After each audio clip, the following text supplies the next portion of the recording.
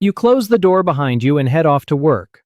The house falls quiet, but have you ever stopped in that silence and wondered, is my cat truly happy when I'm gone? We see them as masters of their own domain, symbols of fierce independence. But beneath that sleek, self-sufficient exterior beats the heart of a social creature. A creature that, just like us, can suffer from a profound, silent ache of loneliness. Hello, cat lovers, and welcome back to the Cat Code. Today, we're not just listing behaviors, we're decoding them. We're going to look past the purrs and the pounces to understand what our cats are really trying to tell us. We'll reveal the 7 subtle signs that your cat is crying out for help, and most importantly, we'll give you clear, actionable solutions for each and every one. Stick around, because understanding the cat code could fundamentally change the relationship you have with your cat forever. Now, before we dive in, I know what some of you might be thinking. The answer is simple, just get another cat. And you're not wrong. A feline companion can be a wonderful, life-changing solution for a lonely cat. But as many experienced owners who have walked this path know, it's not always that easy. Simply adding a new personality into the mix without careful thought can sometimes lead to jealousy, territorial stress, or even more anxiety for your original furry friend. That's why today, we're going beyond that one-size-fits-all answer. We're covering a whole range of solutions, from simple, daily changes you can make right now, to tackling that big question of whether a companion is truly the right move for your unique cat. So let's begin our countdown and start decoding. Sign number 7, destructive behavior. You come home after a long day, ready to relax, only to find the corner of your brand new sofa is now a shredded work of art. Or perhaps your favorite mug, once sitting safely on the counter, is now in pieces on the floor. It's easy to get frustrated, to think your cat is being naughty or spiteful. But what if it's not malice? What if it's a message? This is the code for a desperate need for stimulation. A lonely cat is a bored cat, and a bored cat is a small, furry engine of untapped energy. When they don't have enough constructive outlets for their natural instincts, to hunt, to stalk, to play, to pounce, that energy has to go somewhere. It gets channeled into the most interesting and often most forbidden objects in their environment. Your dangling charger cables become a snake to be slain. The roll of toilet paper becomes a creature to be vanquished and disemboweled across the entire bathroom floor. They aren't trying to punish you for leaving. They are trying to create their own entertainment to fill the void you left behind. It's a cry for engagement, a physical manifestation of their mental understimulation. So, how do we solve this? Let's start with the quick fix. Before you leave for the day, enrich their environment. This doesn't have to be expensive. A simple puzzle feeder that makes them work for their kibble can occupy their mind for a significant amount of time. Hiding a few high-value treats around the house encourages their natural foraging instincts. Rotate their toys daily so that an old toy feels new and exciting again. Now for the deeper fix. This is about actively redirecting that energy with them. Commit to just 10 to 15 minutes of intense, interactive playtime, both in the morning before you leave and in the evening when you get home. Use a feather wand or a laser pointer to really get them running, jumping, and chasing. This tires them out physically and fulfills that predatory drive mentally. A tired cat is a happy cat, and a happy cat is far less likely to see your sofa as their personal scratching post. By doing this, you're not just stopping a bad behavior, you're fulfilling a deep-seated need and strengthening your bond in the process. Sign number 6, changes in litter box habits. This is a sign that sends a shiver down the spine of any cat owner. You've provided a clean, accessible litter box, yet your cat has suddenly started doing their business elsewhere, on your rug, in your laundry basket, or even on your bed. The immediate human reaction is often one of anger and disgust. It feels personal. It feels like an act of rebellion. But in the world of the cat code, this is rarely, if ever, about defiance. It is one of the clearest signs of emotional distress. First and foremost, any sudden change in litter box habits warrants an immediate trip to the vet to rule out medical issues like a urinary tract infection or kidney problems. Once you have the all clear from the vet, it's time to look at the emotional landscape of your home. A cat's connection to their litter box is deeply tied to their sense of security. When they feel anxious, stressed, or lonely, that sense of security is fractured. Urinating in places that smell strongly of you, like your bed or your clothes, is a desperate, albeit misguided, attempt to self-soothe. They are trying to mingle their scent with yours, creating a combined scent profile that makes them feel safer and less alone in their anxiety. They aren't trying to spite you. They're trying to cling to you, using the strongest tool they have, their scent. The quick fix here is all about reinforcing security. Ensure the litter box is pristine. Add a second litter box in a different, quiet location. Most importantly, never, ever scold your cat for an accident. This will only increase their anxiety and worsen the problem. Instead, clean the area thoroughly with an enzymatic cleaner designed to eliminate pet odors, because any lingering scent will just encourage them to use that spot again. The deeper fix involves rebuilding their sense of stability. Cats thrive on routine. If your schedule has changed, try to keep their feeding times and playtime as consistent as possible. Spend extra quiet time with them in the areas where they've had accidents, replacing the bad association with a positive one. Sit on the floor, offer gentle pets, and speak in a calm voice. You're teaching them that their environment is safe and that your presence is a source of comfort, not just a reminder of your absence. Sign number 5. Vocal demands. Has your normally quiet cat suddenly started a career as an opera singer? Are they meowing incessantly at you, at the door, at the walls? Or maybe it's the opposite of distance. They've become your shadow, a furry barnacle that cannot be removed, winding between your legs and demanding constant physical contact. Both excessive vocalization and sudden clinginess are two sides of the same lonely coin. The meow is a fascinating piece of the cat code because adult cats primarily developed it to communicate with humans, not with each other. A lonely cat who meows constantly is literally calling out for you. They're saying, "I'm here. I'm bored. Interact with me. Acknowledge me." I'm reminded of a comment from a viewer who said their cat meows at the neighbors to get their attention even though she gets plenty of love at home. This isn't a sign of neglect. It's a sign of a highly social cat whose need for interaction is simply overflowing. They're trying every channel available to get a response. Clinginess, on the other hand, is a plea for reassurance. When a cat feels insecure or anxious about being left alone, they will try to maximize their contact with you when you are home. They follow you to the bathroom, they sit on your laptop, they try to merge into your very being. It's their way of saying, "Please don't go. The world feels unsafe when you're not in it." The quick fix for both these behaviors is to respond, but on your terms. When your cat meows for attention, don't ignore them, but also don't immediately give in. Instead, wait for a brief moment of quiet, and then initiate play or offer a pet. This rewards the calm behavior, not the demanding one. For a clingy cat, provide destination spots near you, like a cozy cat bed on your desk or a cat tree in the living room. This allows them to be close without being underfoot, respecting their need for proximity while maintaining your own space. The deeper fix is to proactively fill their social meter. Schedule dedicated cuddle sessions.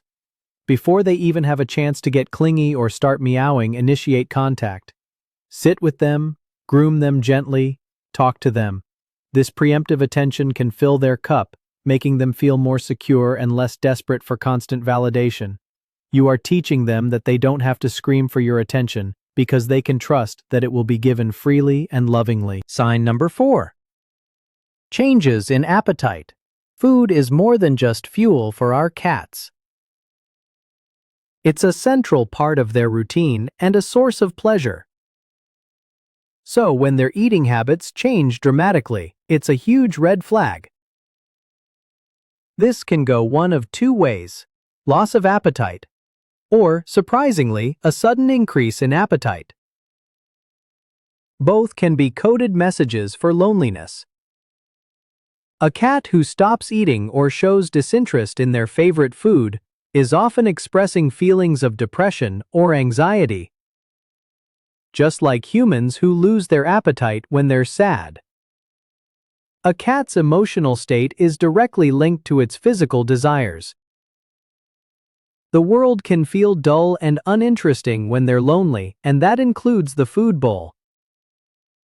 It's a passive sign that something is deeply wrong in their emotional world.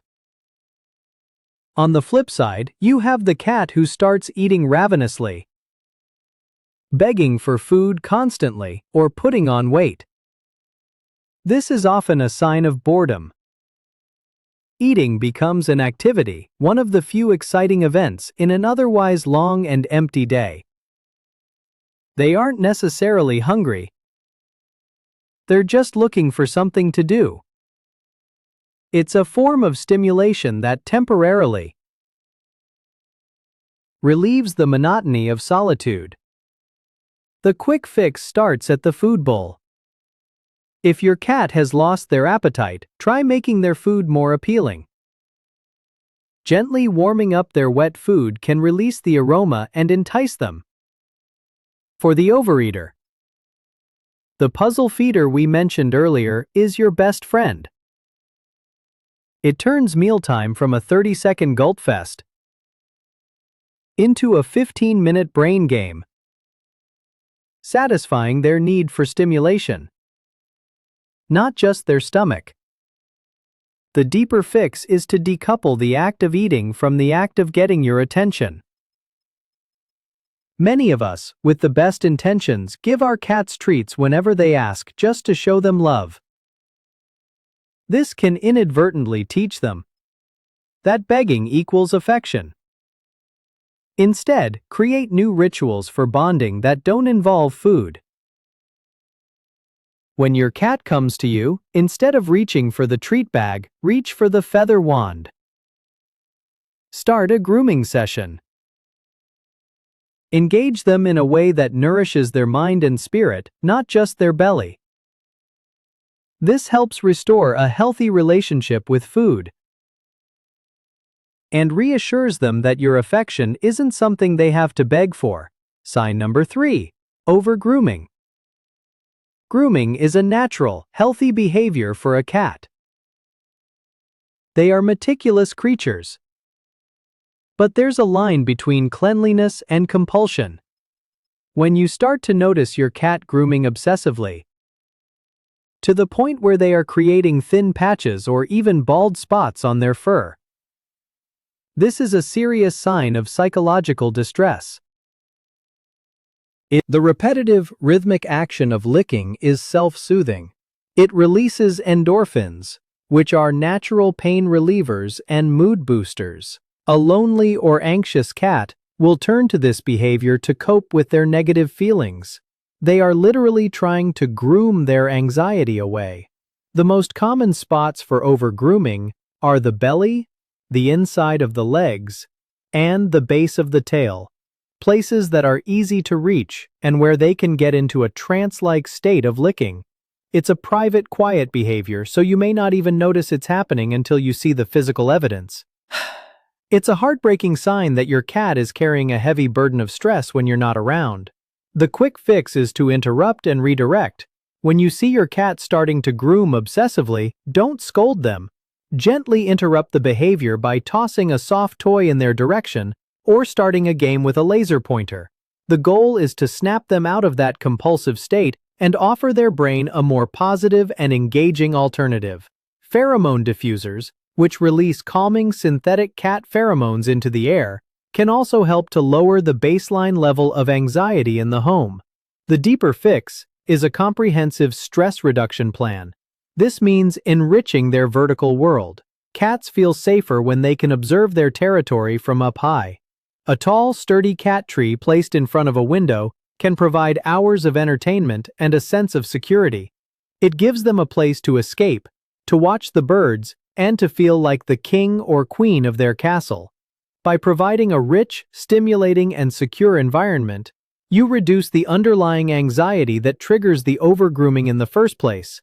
You give them better things to focus on than their own internal turmoil. Sign number 2. Lethargy and apathy. We all love the image of a cat curled up, sleeping peacefully in a sunbeam. And it's true, cats sleep a lot, up to 16 hours a day. But there is a world of difference between a cat who is sleeping because they are content and relaxed, and a cat who is sleeping because there is absolutely nothing else to do. This is the sign of lethargy and apathy. Perhaps you've noticed your cat's playful nature has diminished. The toys you bought them lie untouched. They don't greet you at the door with the same enthusiasm. Their days seem to consist of moving from one napping spot to another, with little engagement in between. This isn't just a sign of aging. In a lonely cat, it's a sign of resignation. They've learned that their environment is unchanging and unstimulating, so they retreat into sleep as an escape. Sleep becomes the default state when boredom takes over. It's a passive way of coping with a lack of social interaction and mental enrichment. The quick fix is to introduce novelty. Bring something new into the environment every few days. It can be as simple as a cardboard box, a paper bag with the handles cut off, or a new catnip toy. The scent and texture of a new object can be enough to pique their curiosity and break the cycle of apathy. Even rearranging the furniture can sometimes spark a renewed interest in exploring their territory. The deeper fix is to become their dedicated playmate and reignite their hunting instincts. You need to show them that their world can be exciting again. Discover what kind of play they love most. Is it a wand toy that mimics a bird? A crinkle ball that mimics a mouse? A laser dot they can chase? Spend dedicated time every single day engaging in this preferred play. Your energy and enthusiasm will be contagious. When they see you getting excited, it will help them remember how fun it is to pounce and play. You are actively fighting their depression, reminding them of their own vibrant, predatory nature and pulling them out of the fog of loneliness. And now, the most crucial sign of all. Sign number 1, hiding or avoidance. This, to me, is the most heartbreaking sign of a truly lonely cat. A cat who is meowing or scratching or overeating is still actively trying to solve their problem. They are communicating, even if it's in a way we find frustrating. But a cat who starts to hide, a cat who actively avoids you, that cat may be starting to give up. When a cat who was once social begins to retreat, spending most of their time under the bed, in the back of a closet, or in any dark, secluded spot, it's a sign that their social needs have been unmet for so long that they've stopped trying. They are retreating from a world that has become a source of stress and solitude. The hiding spot becomes their only safe space, a fortress against the feeling of being alone in a big, empty house. When you are home, they may even avoid you, not because they dislike you, but because the cycle of your coming and going has become too emotionally taxing. They are trying to protect their own hearts by withdrawing completely. The quick fix here is to make their safe space less necessary. Don't force them out of their hiding spot. Instead, bring the good things to them. Sit quietly near their hiding spot and talk to them in a soft, gentle voice. Slide a high-value treat, like a piece of chicken, just outside their hiding spot, and then walk away. You are showing them that the world outside their fortress is not a threat, and good things can happen when they are brave. The deeper fix is a slow, patient process of rebuilding trust and positive associations. You must become the most wonderful and predictable part of their day. Create a routine where you approach their hiding spot at the same time each day for a no-pressure interaction. Maybe you just sit nearby and read a book out loud. The next day, you might introduce a very gentle toy, like a single feather on a string, and just wiggle it outside their spot. Let them come to you, on their terms, no matter how long it takes. You are painstakingly reteaching them that your presence is a promise of good things, not a prelude to being left alone again. You are rebuilding their world, one gentle gesture at a time. So, now that we can recognize these signs, let's revisit that big question. Should you get a second cat? For some cats, especially those showing signs of severe loneliness and boredom, a compatible companion can be the ultimate environmental enrichment. But success depends entirely on two key factors: compatibility and introduction.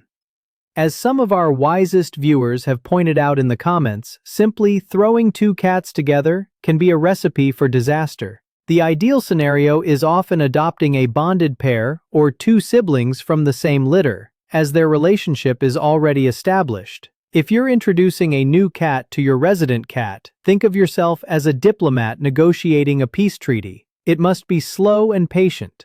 Start by keeping them in separate rooms, allowing them to smell each other under the door. Then, do scent swapping by rubbing a cloth on one cat and letting the other smell it. After days or even weeks, you can move to visual contact through a baby gate, before ever allowing them to share the same space. A proper, gradual introduction builds a friendship, not a rivalry. It's a significant commitment, but for the right cat, it can be the most profound solution of all.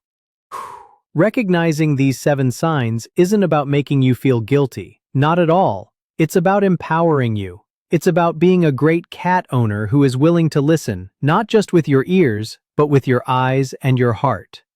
Your cat communicates with you every single day through their behavior. By taking the time to learn their language, by cracking the cat code, you are forging a deeper, more meaningful bond and ensuring that your beloved friend lives the happy, secure, and connected life they so richly deserve. If this video helped you decode your cat's behavior, please show your support by hitting that like button and be sure to subscribe to the Cat Code for more insights into the feline mind. Now, we want to hear from you. What's one thing your cat does to tell you they need attention? Share your story in the comments below. We read every single one. And if you want to understand the positive ways your cat shows affection, check out our video on 15 things your cat does for you without you knowing by clicking the screen right here. Thank you for watching, and we'll see you in the next video.